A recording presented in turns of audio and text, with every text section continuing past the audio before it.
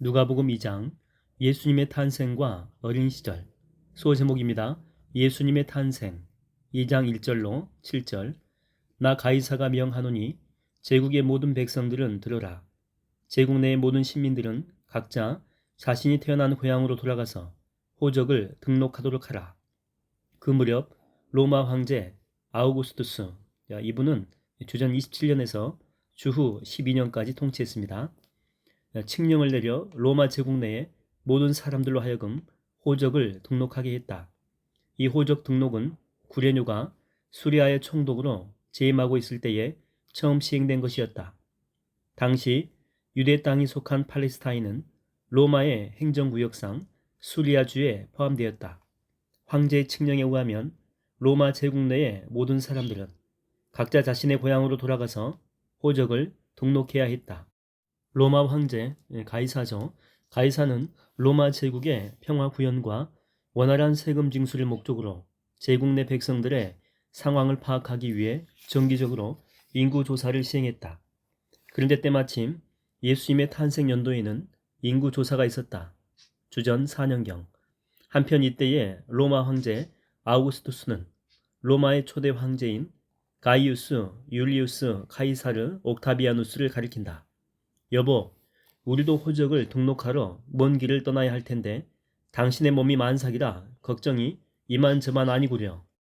당시 팔레스타인의 북부 지방인 갈릴리 지역의 나사렛 마을에 살고 있던 다윗의 후손 요셉, 그도 호적 등록을 위해 마리아와 함께 나사렛을 떠나 다윗 왕의 고향인 유대 땅 베들레헴으로 가야 했다. 때에 요셉의 약혼녀 마리아는 만삭의 몸이었다. 여기서 요셉이 다윗의 후손이라는 사실은 아주 중요하다. 구약시대에 선포된 메시아 예언의 성취를 뜻하기 때문이다. 구약시대의 선지자들은 하나같이 장차 메시아 그리스도가 다윗 왕의 가계에서 태어날 것이라고 예언했었다. 여보, 힘들겠지만 이제 길을 떠나도록 합시다. 요셉은 이미 만삭이 된 약혼녀 마리아와 함께 호적을 등록하러 집을 나섰다.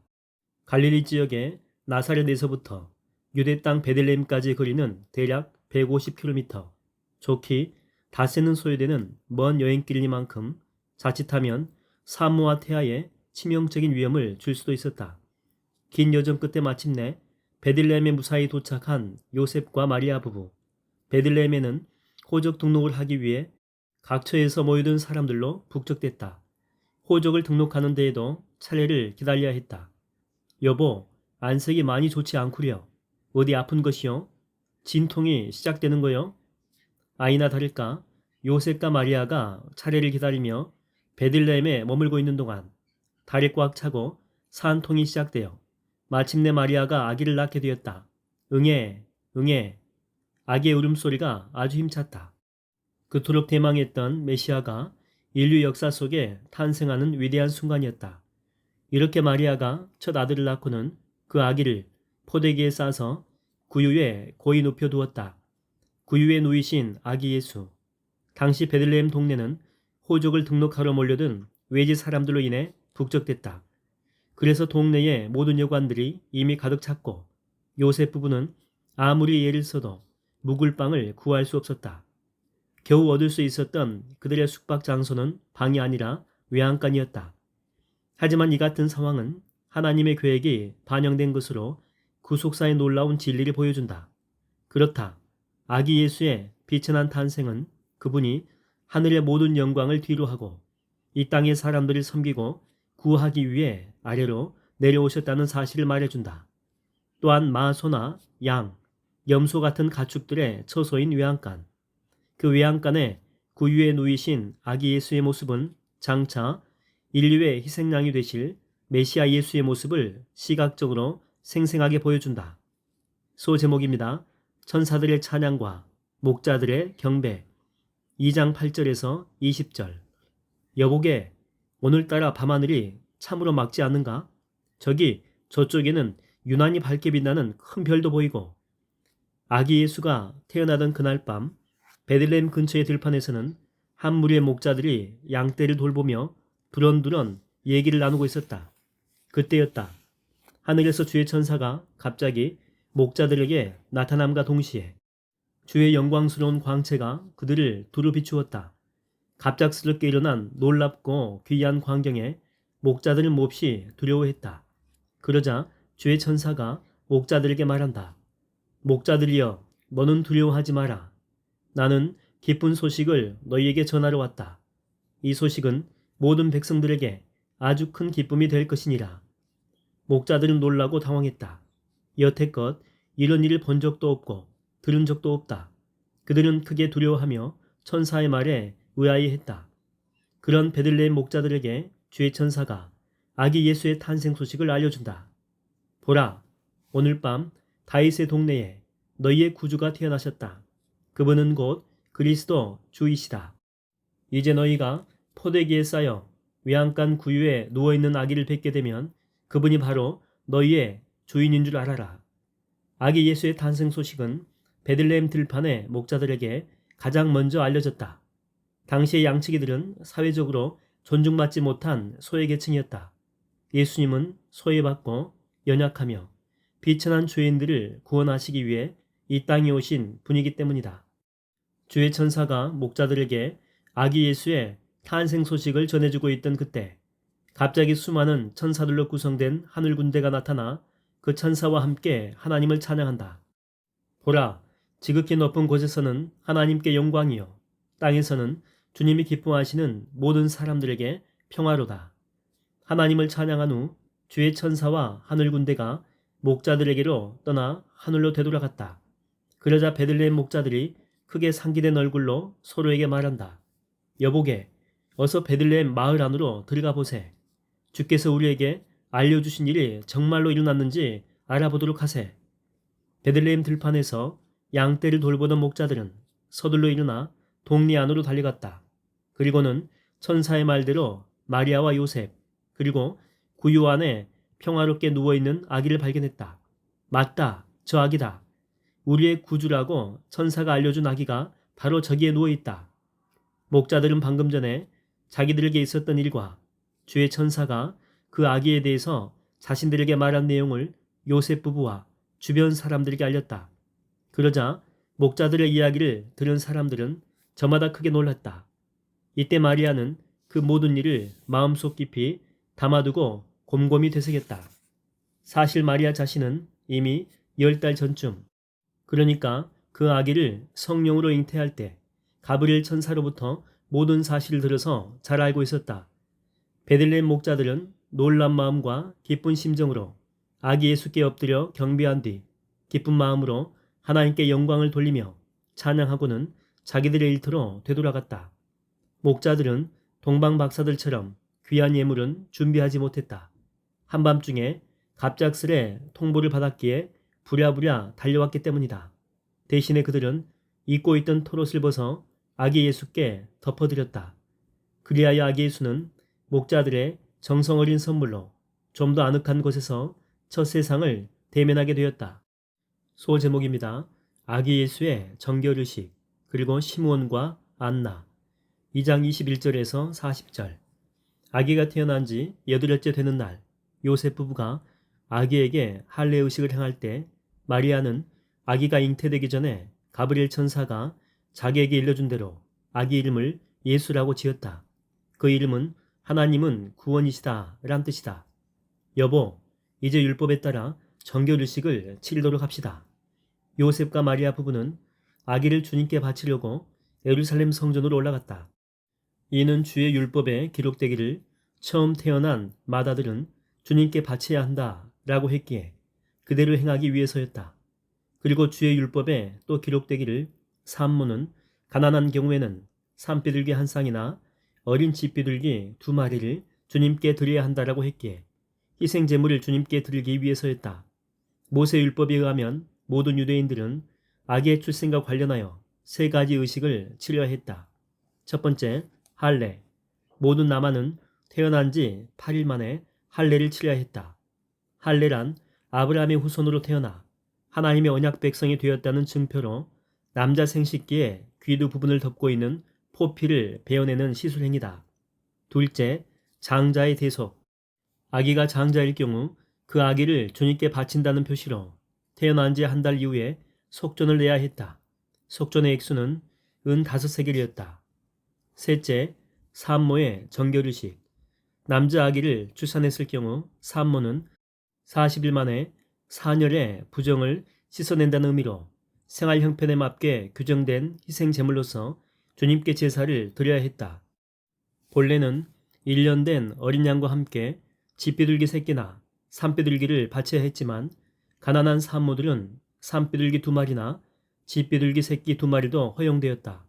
나사렛 목수의 아내였던 마리아는 가난했기에 비둘기 2마리로 희생 제사를 드렸다. 당시 비둘기의 가격은 어린 양의 10분의 1 정도에 해당하였다. 때에 예루살렘에는 시므온이라는 사람이 살고 있었다. 그는 의롭고 경건한 사람으로 항상 성령이 충만한 상태에 있었다. 아, 내 나이는 자꾸만 늘어나는데 언제쯤 이 땅에 하나님의 위로가 임하여 이스라엘이 구원을 받으련지. 시므온은 일평생 이스라엘의 구원을 간절히 고대하고 있었다. 그도 그럴 것이 언젠가 시므온은 자신의 눈으로 메시아 그리스도를 보기 전에는 죽지 않을 것이라는 성령의 계시를 받은 적이 있었기 때문이다. 시므온이 간절히 기다리고 있는 하나님의 이루와 이스라엘의 구원. 그것은 구약의 선지자들이 예언한 그 메시아가 마침내 도래하여 이스라엘을 모든 죄악과 압제에서 구원하여 회복시키는 일을 가리킨다. 하지만 구약의 마지막 선지자인 말라기가 장차 메시아의 출현을 선포한 이후로 무려 400년이 지나도록 아무런 소식이 없었다. 어떤 낌새조차도 없었다. 그래도 시므온은 소망을 잃지 않고 하루하루 끈기 있게 메시아의 도래를 손꼽아 기다리고 있는 의롭고 경건한 인물이었다. 평소처럼 그날도 시므온은 성령의 인도로 예루살렘 성전에 올라갔다. 그런데 바로 그날 그 시각, 때마침 마리아와 요셉이 주의 율법에 규정된 대로 아기 예수를 주님께 드리려고 성전 안으로 들어왔다. 저 아기, 그렇다, 바로 저 아기다. 순간 성령 충만한 상태에 있던 시므온의 영안이 활짝 열렸다. 그는 마리아의 품에 안긴 아기를 보자마자 그 아기가 그토록 기다리고 고대하던 메시아임을 한눈에 알아보았다. 시므온은 벅찬 가슴으로 다가가 아기 예수를 팔로 받아 자기 품에 안았다. 그리고는 소리 높여 하나님을 찬양한다. 오 주여, 주께서 이 몸에게 약속하신 대로 이제 이 종은 평안히 눈을 감게 되었나이다. 주께서 세상을 위해 보내주신 구주 메시아를 오늘 제 눈으로 직접 보았기 때문입니다. 정녕 이분이야말로 모든 이방 나라를 비추는 빛이시며 주의 백성 이스라엘의 영광이십니다. 당시 거의 대부분의 유대인들은 메시아가 이방 나라를 비추는 빛이라고 생각하지 않고 오직 이스라엘만의 메시아가 된다라고 생각했다. 따라서 여기 시므온의 찬양은 특별한 경우다. 시므온은 성령 충만한 상태에서 아기 예수, 곧 메시아를 바라보았기 때문에 올바른 메시아관을 가질 수가 있었던 것이다. 한편 훗날 사도 바울은 이방인들이 유대인이 되지 않고도 그리스도 예수 안에서 하나님의 구원에 참여하는 이 놀라운 사상을 그리스도의 비밀이라고 불렀다. 요셉과 마리아 부부는 아기 예수를 두고 하나님께 올려드리는 시므온의 찬양을 듣고 크게 놀랬다. 이에 시므온은 요셉 부부에게도 축복을 베푼 후에 아기의 어머니 되는 마리아를 향해 말한다. 오 주님께 복받은 여인이여, 이 아기는 장차 수많은 이스라엘 사람들을 일으키시기도 하고 넘어지기도 할 것입니다. 또한 이 아기는 많은 사람들이 거스르고 반대하는 대상이 되기도 할 것입니다. 그래서 수많은 사람들의 속마음이 밝히 드러나게 될 터인데 이 같은 일들로 인해 당신의 마음은 칼로 찔린 듯이 아플 것입니다. 과연 그러했다. 예수 그리스도의 오심은 그분을 믿는 자들에겐 구원과 회복을 가져다 주었지만 믿지 않는 자들에겐 실족과 멸망을 가져다 주었다.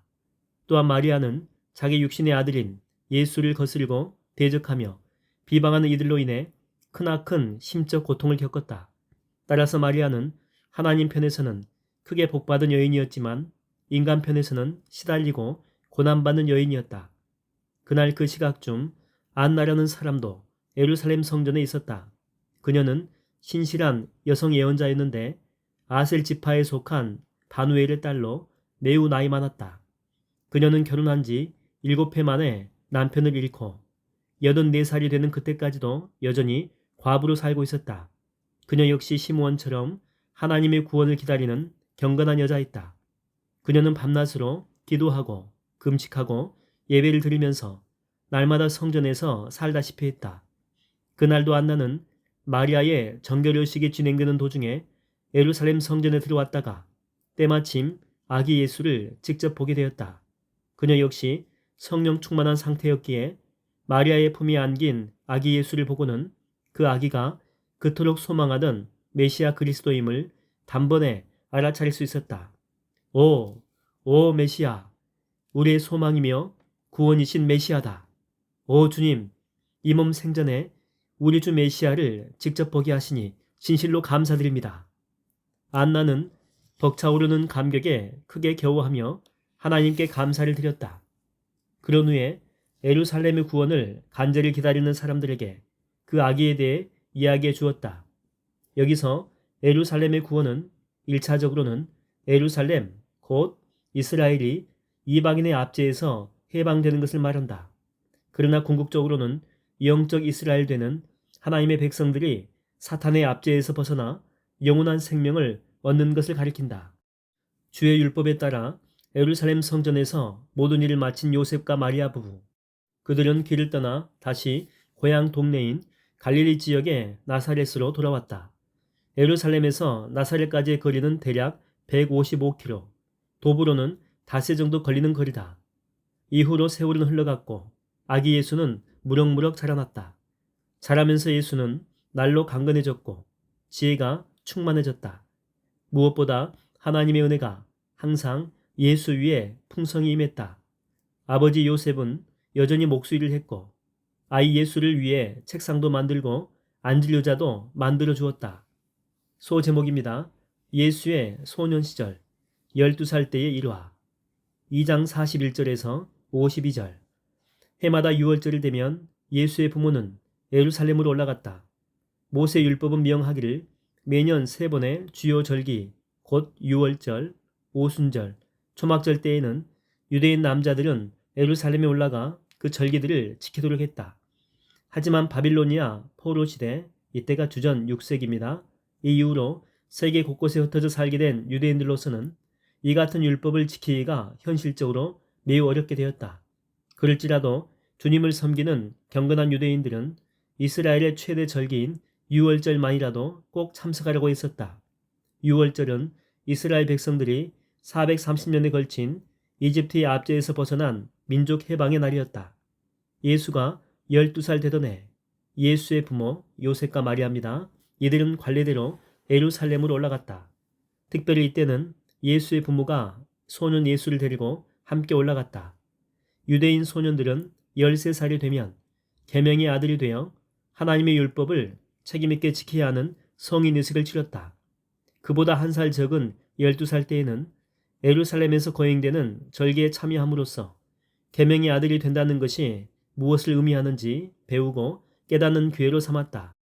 일주일에 걸친 6월절 행사가 모두 끝난 뒤 예수의 부모는 고향 나사렛으로 돌아가고 있었고 소년 예수는 아직 예루살렘에 그대로 남아 있었다.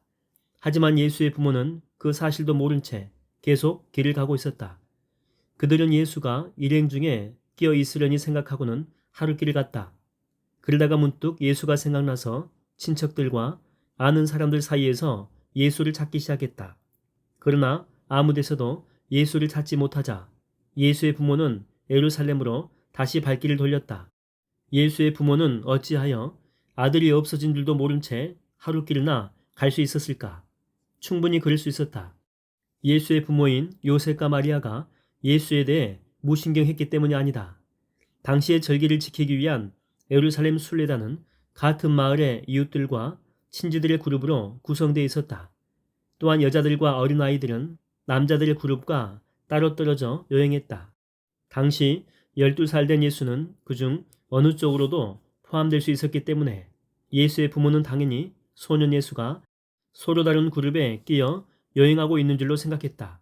하지만 하루길을 가서 저녁 식사 때나 잠들 때에 비로소 예수가 어느 쪽에도 없다는 사실을 발견한 것이다.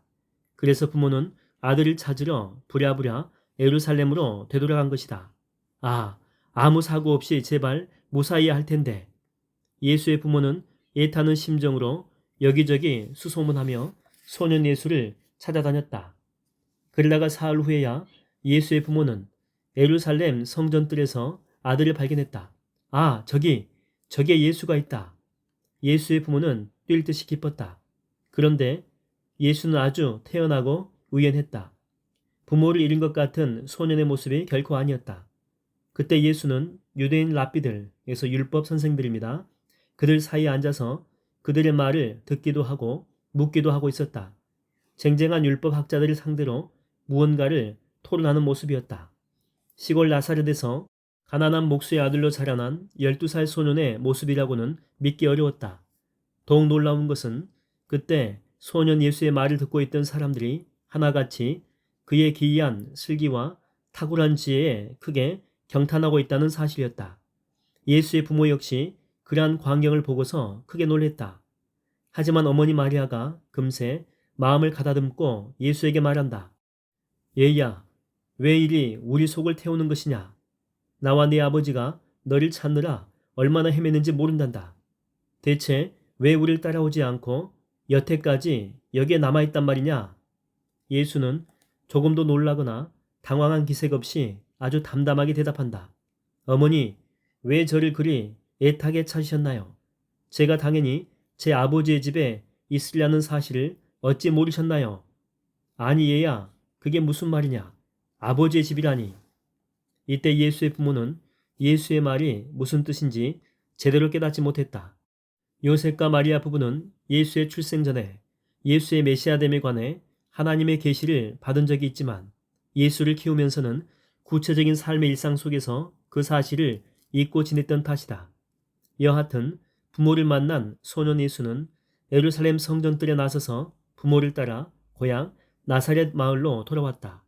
그리고는 여태 그랬듯이 예수는 부모 말씀에 순종하며 하루하루를 살아갔고 예수의 어머니 마리아는 예수에게 일어난 모든 일들을 마음속에 소중히 담아두었다. 세월이 흘렀고 예수는 나날이 키와 지혜가 자라났다. 그렇게 무럭무럭 자라면서 예수는 하나님과 사람들에게서 더욱 많은 사랑을 받았다. 그렇다면 예수의 어린 시절과 청소년 시절은 어땠을까? 세상에 이런저런 이야기들이 떠돌고 있지만 모두가 확실치 않으므로 믿을 수가 없다. 어떤 이야기들도 성경이 뒷받침해주고 있지 않기 때문이다. 따라서 12살 때 있었던 일 이후로 예수께서 세례 요한에게 세례를 받으러 요단강에 나오는 때, 곧 예수의 공생애가 시작되는 30세 이를 때까지 18년 동안에 예수에 대해서는 성경에 기록된 바가 없다. 왜 그러할까? 성경은 예수님의 개인 역사가 아니라 그의 구원 역사에 철저히 초점을 맞추고 있기 때문에 불필요한 부분은 과감히 생략한 것이다. 그런데 후일 예수님이 전도 사역을 위해 고향 마을인 나사렛을 방문했을 때 그곳 사람들이 예수님을 보고 이 사람은 마리아의 아들 목수가 아닌가 하고 말한 사실에 비추어 보면 그 기간 동안에 예수는 공생애의 때를 차분히 기다리면서 목수인 아버지 요셉을 도와 집안의 장자로서 성실하게 가족을 부양했던 것으로 추정된다.